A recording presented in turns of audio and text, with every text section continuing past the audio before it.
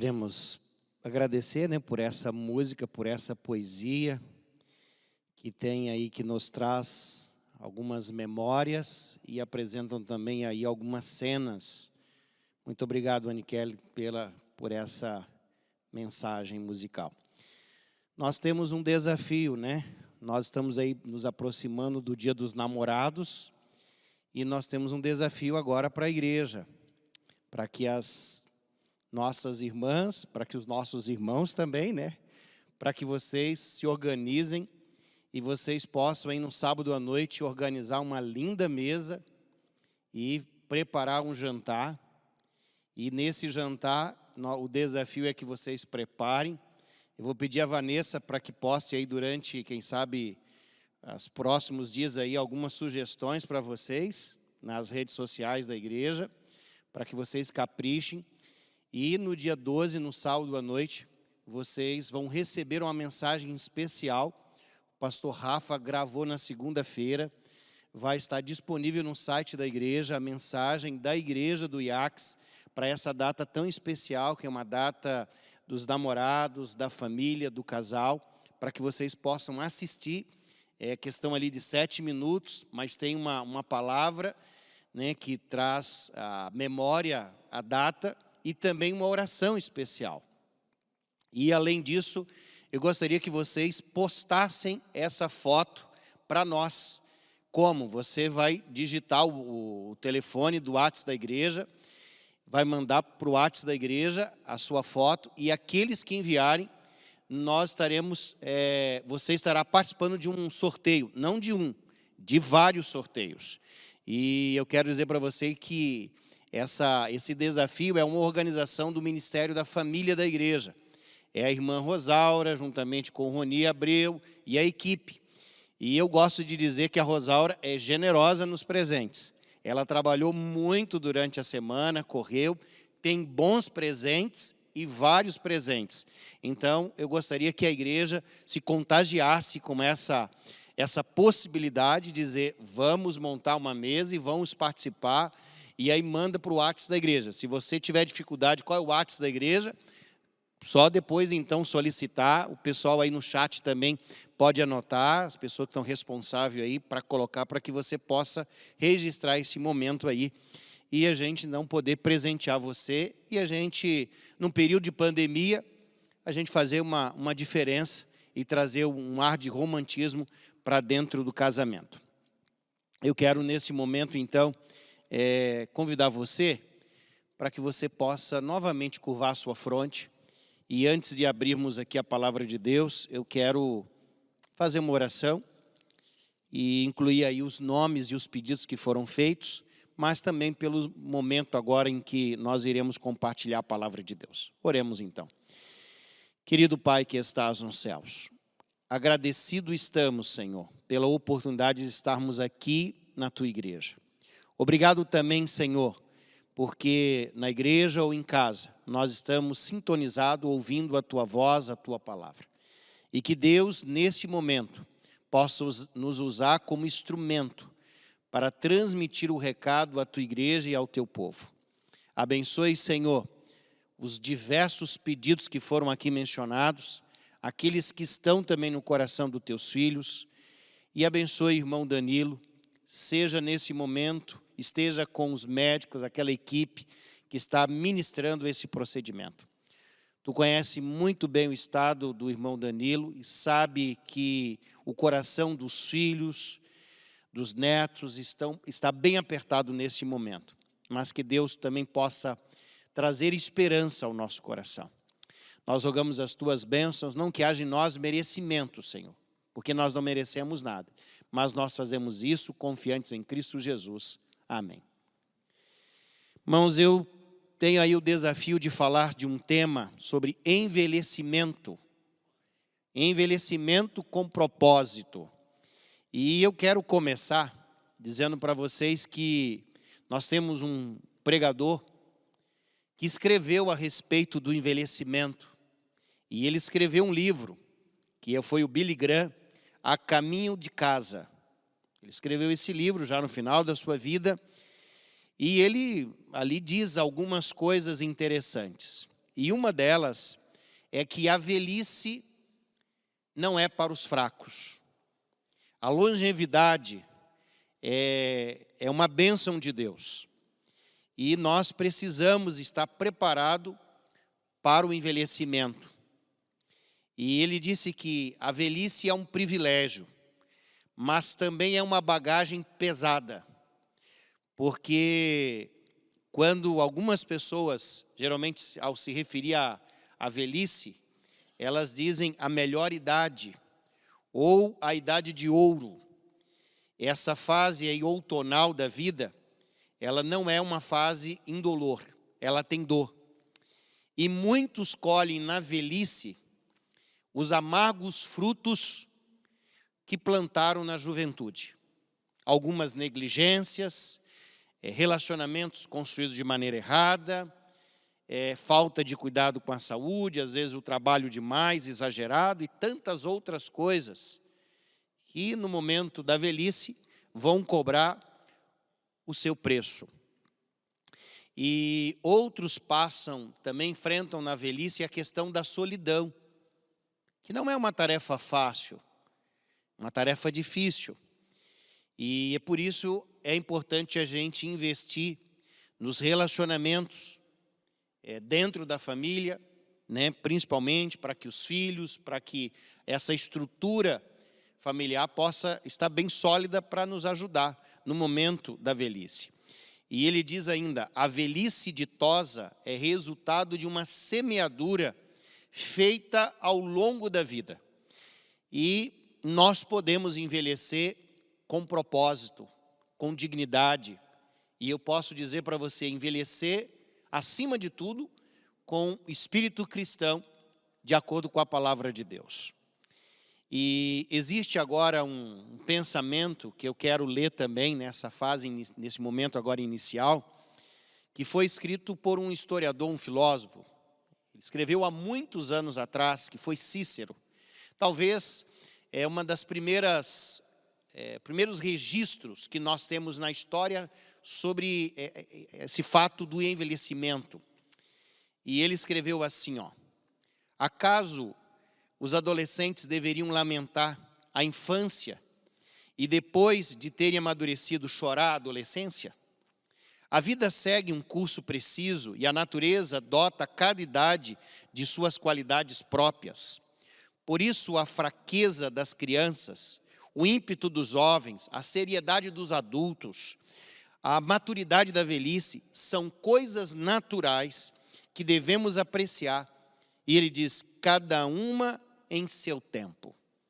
E se eu pudesse aqui, em poucas palavras, resumir o que Cícero escreveu, existe um livro, eu li esse livro que ele escreveu sobre envelhecimento, eu poderia dizer para você o seguinte, ele diz que em cada momento da vida existe uma beleza.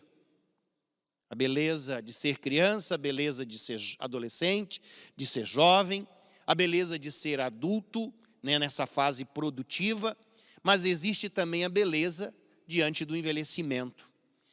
Mas o que está acontecendo hoje, nos nossos dias, com os nossos idosos? Porque quando nós olhamos para esse processo do envelhecimento, uma nova identidade está sendo formada. E não é só diante das pessoas idosas, de todas as pessoas, mas os idosos também não escaparam dessa desconstrução que existe no nosso mundo, que surgiu aí nos meados do século XIX, e que agora cria uma nova identidade, um novo tipo de idoso, de velho. E eu quero pontuar algumas coisas, porque eu imagino que cada um de nós vamos entender o que eu estou querendo apresentar para vocês e o desafio que a Bíblia também vai apresentar para nós. Hoje nós temos políticas públicas que estudam, analisam e começam a ser discutidas para favorecer, mas não só para favorecer, para organizar, mas também para pensar novos mercados, novas formas de lazer. E E não é porque eles estão olhando para os idosos e dizendo assim, nós temos uma preocupação com o idoso. Existe sim uma preocupação com o idoso, mas dentro dessa nova estrutura, existe também ali um desejo de que a pessoa, ao envelhecer, ele continue sendo produtivo. E essa produção acontece através do consumo. É interessante que a pessoa, ao envelhecer, ele continue consumindo.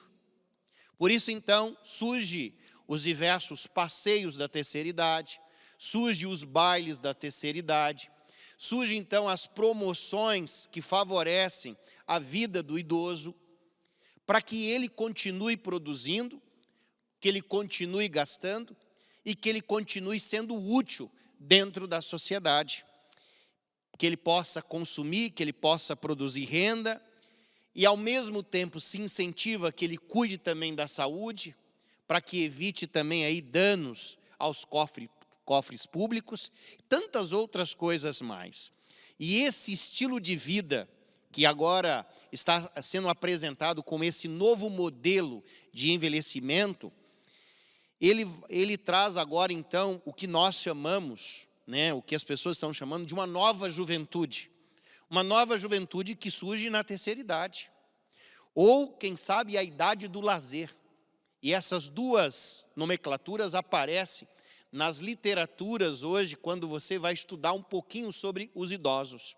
O que é essa nova juventude? É você envelhecer, dizendo, com vigor, sem sofrimento, mas com muita euforia. Então, para isso acontecer, se vende uma imagem de que você precisa ficar mais jovem, de que aí aparecem, então, as plásticas, aparecem os silicones e outras coisas que aparecem dentro desse espaço. Mas também existe a idade do lazer. Então, aí aparecem os bingos, aparecem as excursões, aparecem várias coisas para explorar esse novo momento dentro da melhor idade.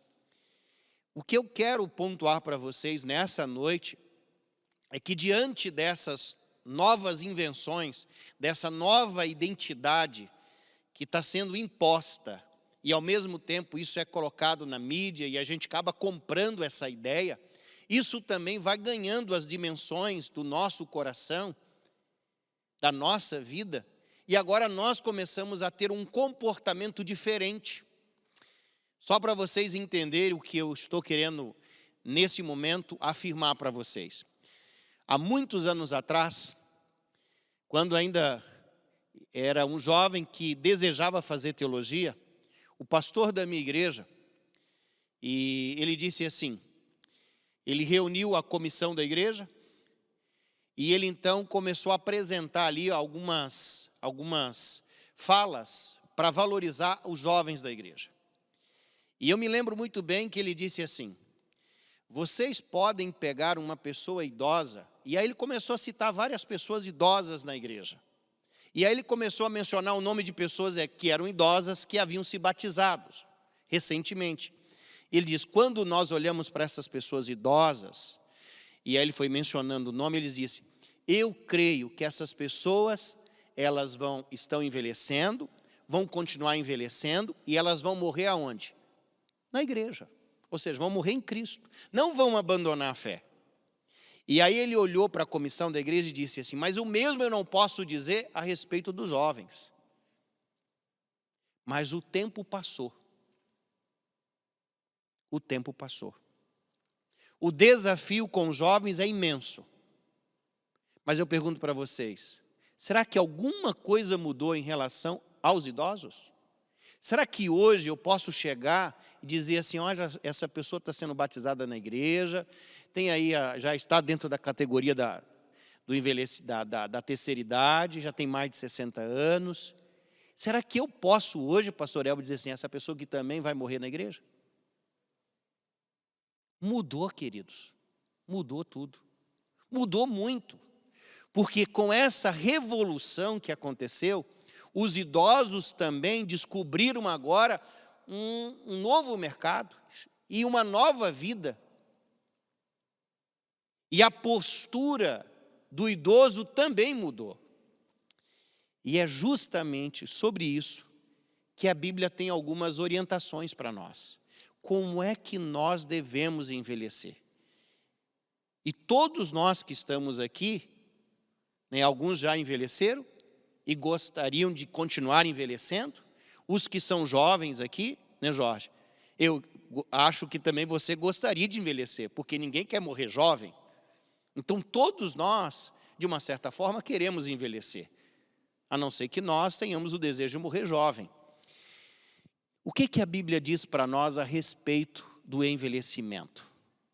Como é que nós devemos envelhecer? De acordo, quem sabe, com algumas normas deste mundo? Será que existe alguma coisa errada de viajar, pastor Elbio? Não. Será que existe alguma coisa errada de viajar? Hein, irmão Renato? De pegar o Fusca e dar um passeio com a esposa em alguns lugares interessantes? Não. Mas por que a Bíblia traz isso para nós? Eu quero então convidar você para que você possa abrir agora a sua Bíblia no livro de Tito, no capítulo 2 e nos versos de 1 a 5.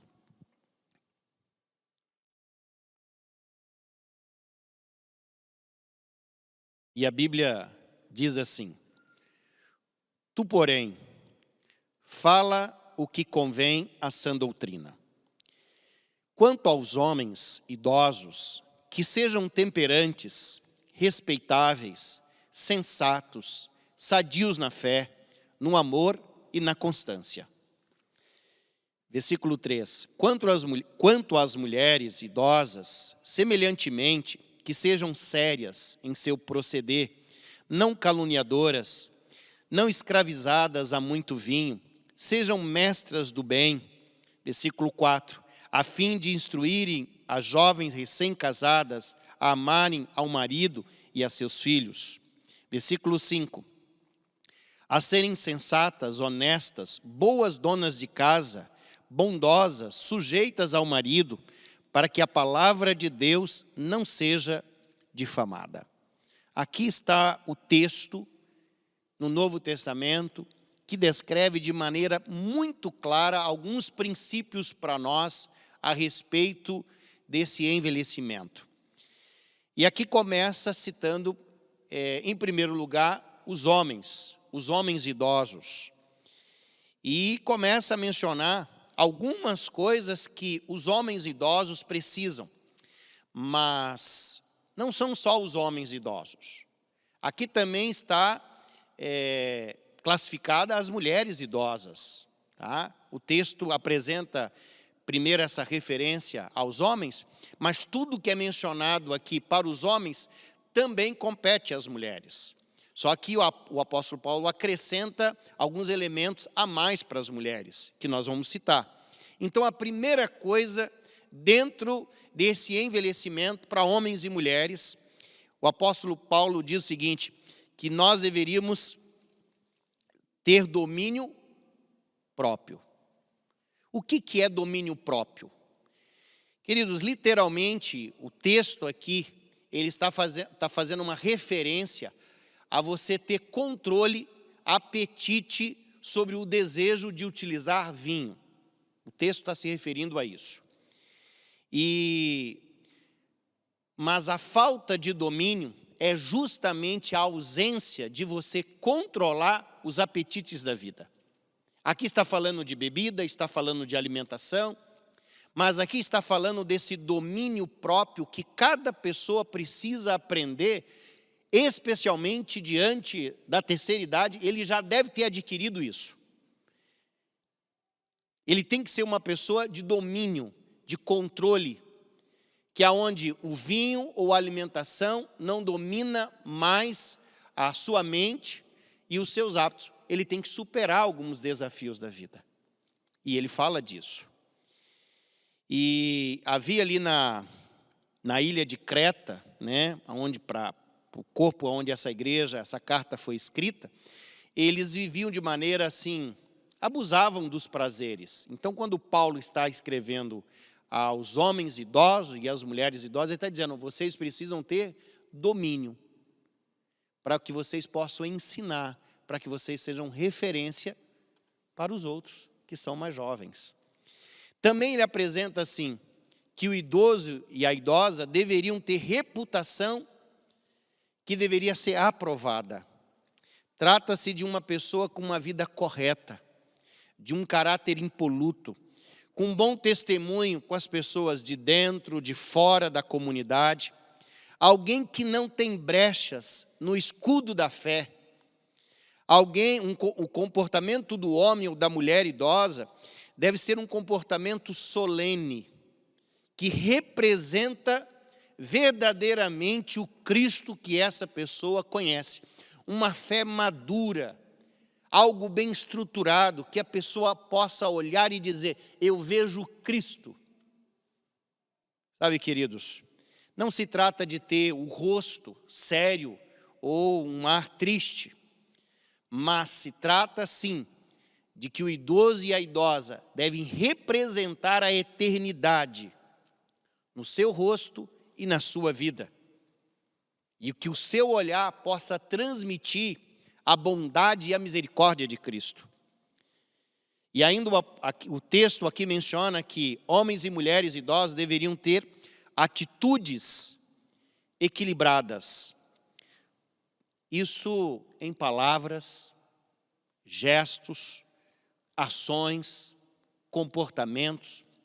É como se o texto dissesse assim, eu posso esperar palavras inapropriadas, gestos inapropriados, não maduros, de repente, do outro grupo, de repente dos adultos, de repente dos jovens, das crianças, mas não dos idosos. Os idosos deveriam ter essa postura de equilíbrio nas suas atitudes. Sabe, durante a juventude, nós precisamos olhar e perdoar, quem sabe, a instabilidade, a insensatez, a negligência, né, dos jovens. Nós devemos ter misericórdia e calma e paciência, mas essa postura de falta de experiência, de uma postura de identificação com o Evangelho, nós devemos esperar que isso exista na vida de um idoso cristão, de um ancião cristão. Irmãos, eu quero aqui mencionar para vocês, por exemplo, quando nós estamos diante de uma comissão de igreja e o irmão Mário, esposo da Terezinha, começa a falar, eu paro para escutar. Primeiro pela educação, depois pela postura, porque em nenhum momento ele fala para ofender, fala para ajudar, sempre com sabedoria. Estou citando uma pessoa. Se você precisa, por exemplo, de um conselho financeiro, encosta em uma irmã que nós temos aqui na igreja, Conceição Abreu. Tu vai aprender um monte de coisa. Como lidar com essas questões financeiras. Experiência. Quando eu olho, por exemplo, para a vida, para alguns desafios, eu converso com o irmão Paulo lá do X, irmão, tu aprende. Olha a postura, a seriedade, a organização. Passa para nós isso. Então nós temos muito que aprender com pessoas idosas que estão ao nosso redor, que são exemplos para nós. Você já imaginou a professora Aparecida, né, com o conhecimento, com a experiência, o amor que ela tem a essa instituição? De vez em quando ela puxa a orelha, pastor, cuidado com essas palavras, corrige aqui. Nós temos que aprender. Queridos, as pessoas que estão aí, são os idosos, eles devem se colocar nessa postura de ser o quê? Exemplo para ensinar quem? Os mais jovens. E nós que somos mais jovens, devemos olhar para essas pessoas e dizer assim, eu preciso aprender.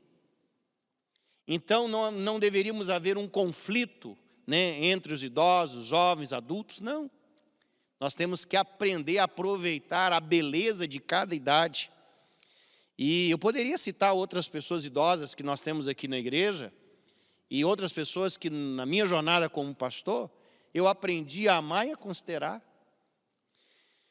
Queridos, mas ainda falando a respeito dos homens, né, ela diz assim que os homens devem ter uma fé sadia, uma fé firme, uma fé que não são os problemas dessa vida agora, as dificuldades, as perdas, que vai abalar.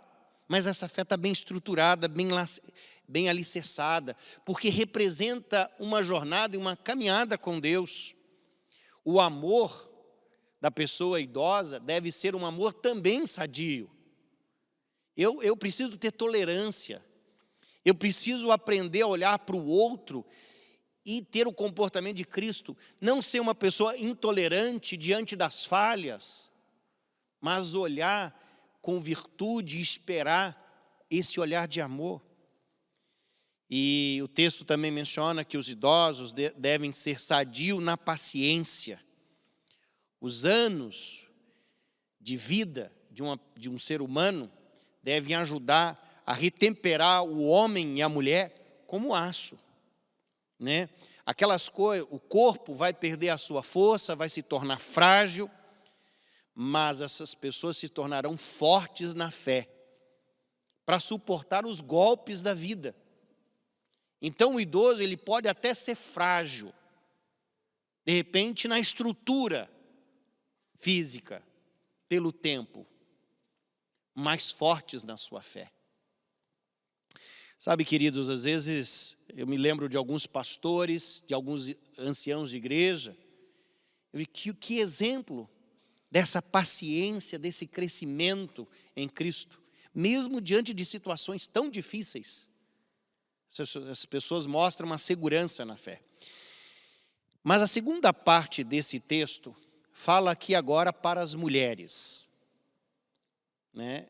E novamente eu digo agora, se está falando para as mulheres, também está falando para os homens, né?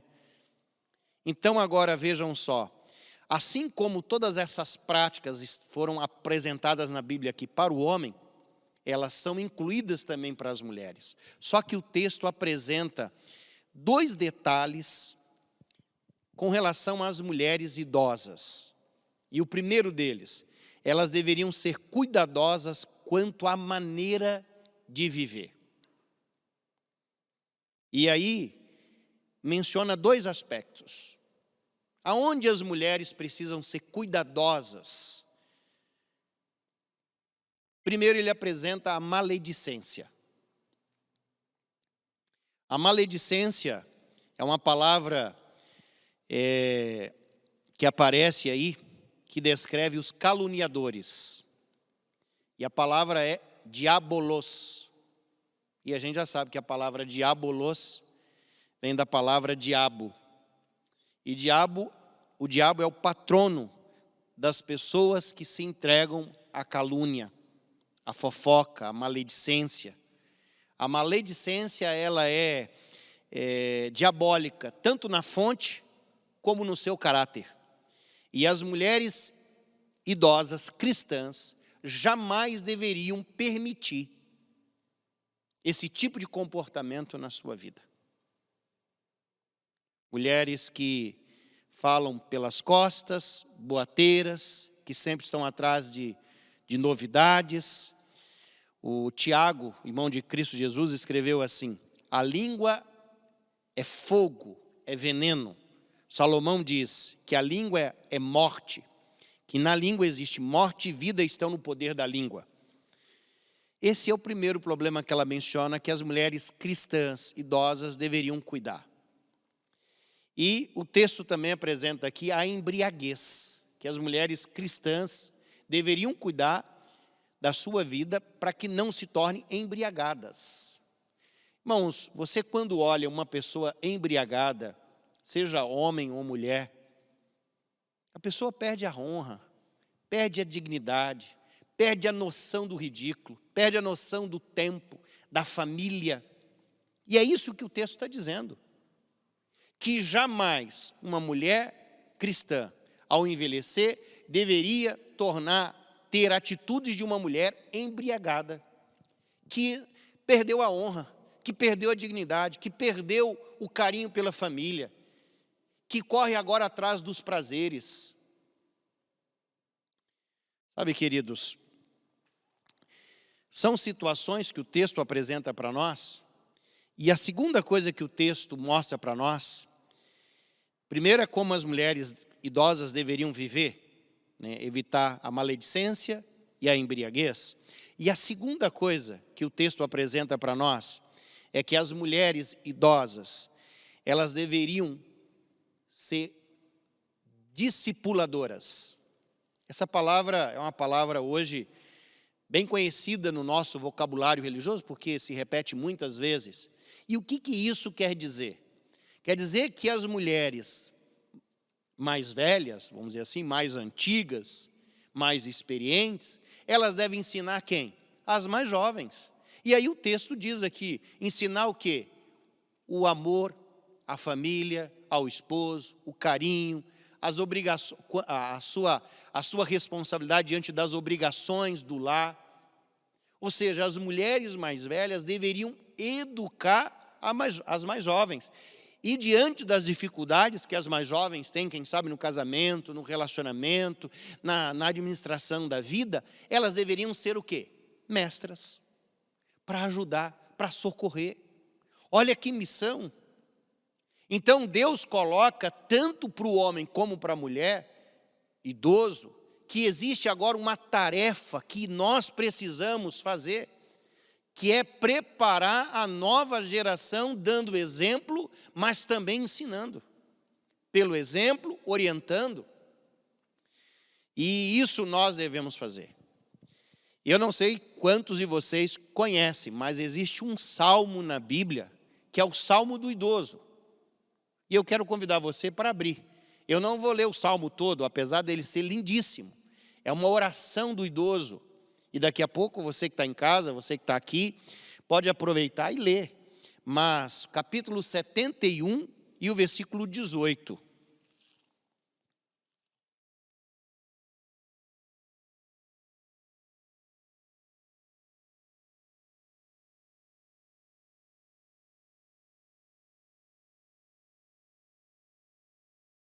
O texto diz assim: